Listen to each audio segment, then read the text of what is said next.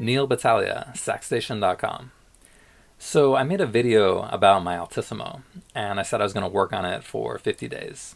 And I showed you this piece of paper. Now it's filled out. So 50 days, 5 rows, 10 columns. I missed 4 of the days, so I did 46 days out of 50. And I wrote a line through the day through the box if I practiced Altissimo that day, and I put an X if I missed that day. And then above or below that line, I put the number of minutes if I practiced once or twice on Altissimo in the day. I didn't want to spend like 2 hours a day on Altissimo because that's just going to kind of hurt. And if you hurt yourself, it's kind of not good in the long term. It's kind of like sometimes when you're like working out, you don't want to push yourself to the extreme, do your max every day. I mean, that's probably not even possible. You're going to go and you're going to tire yourself out. You might hurt yourself. So basically, I practiced a little bit every day. The main thing was consistency.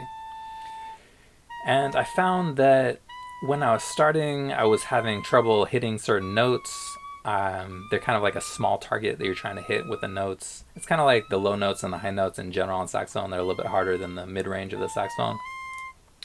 But as I kept going, I found I could get them easier. If I had trouble with, say, the G, the Altissimo G, I would spend some time on it. I'd hold it out. I would work on it. Later on, I felt that it was harder to maybe hit the B or certain other notes, and they got easier and easier, more comfortable as I kept going. And I would also try and kind of throw in the Altissimo a little bit into my playing. So if there's like a melody I could play, I would use it there. If I could use it in a solo somewhere, like even like simple lines like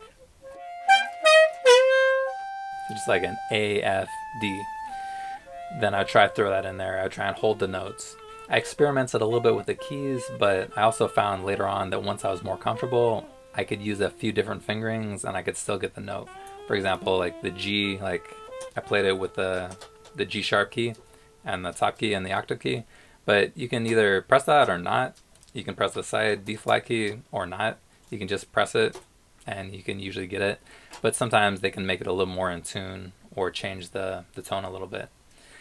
I found that there were a few alternate fingerings that worked for me. For example, for high D, you can play actually the same fingering for me for the high G, just playing like a harmonic. I could do this one, the 1-3, 1-3, and the E flat key for a high C.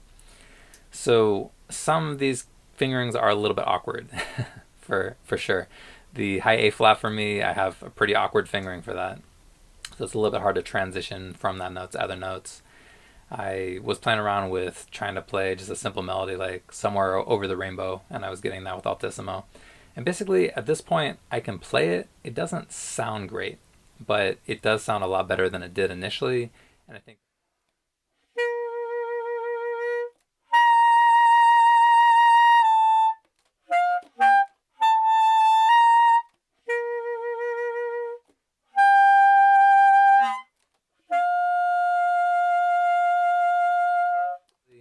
I think the more I work on this, the more it's going to sound good and more kind of aspiring towards sounding more like Lenny Pickett or Michael Brecker.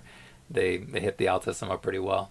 But even saying that though, people who are really good at Altissimo will sometimes miss an Altissimo note. It's a small target. If you're a little bit off, you'll miss it. But I am trying to get better and better at Altissimo.